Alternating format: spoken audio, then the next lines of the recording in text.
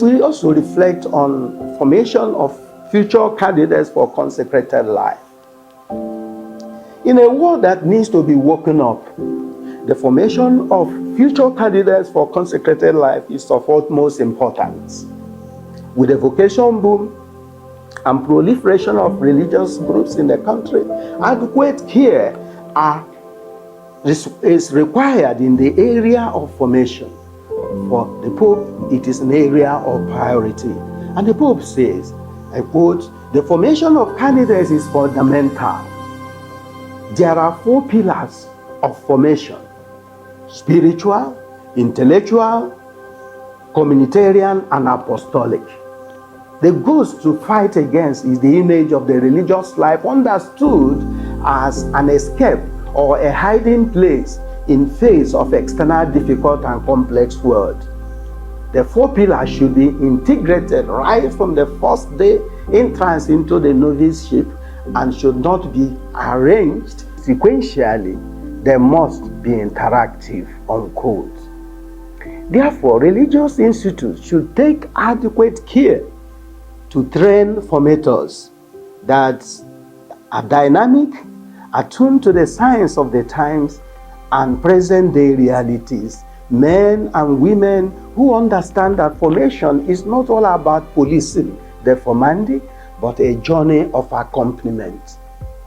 According to Pope Francis, formation is a work of art, not a police action. We must form their hearts, otherwise we are creating little monsters. Formation should have ecclesial and pastoral dimension which have the people of God at its final goal, that is salus animarum. It is important to think about the people to whom these persons will be sent while forming them. It is equally important in the light of the present realities to carefully select candidates for their admission into the religious life. I want to talk about education ministry. The Pope highlights the importance of education as key to waking up the world. Education today is a key mission for consecrated people. The pillars of education, according to the Pope, are convey understanding, convey ways of doing things, convey values.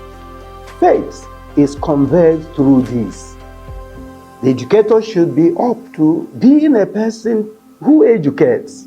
He or she should consider how to proclaim Jesus Christ to a generation that is changing. Shortly after the Nigeria-Biafra war, the federal government of Nigeria took over the schools, hospitals, and institutions which were means of churches' evangelization ministry. This singular action became detrimental to the quality of education and moral life in Nigerian society. Some argue that this unfortunate decision, though hampered the growth of education and morality, was also providential, as it has made the church not to rest on its oars and take the government for granted.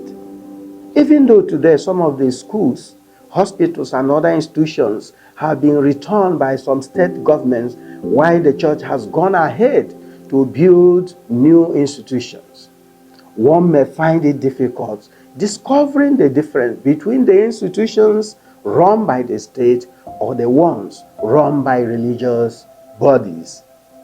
To reawaken the lost glories of these institutions, where the religious distinguished themselves in the past, consecrated persons need to see these works from the point of view of apostolate, not business.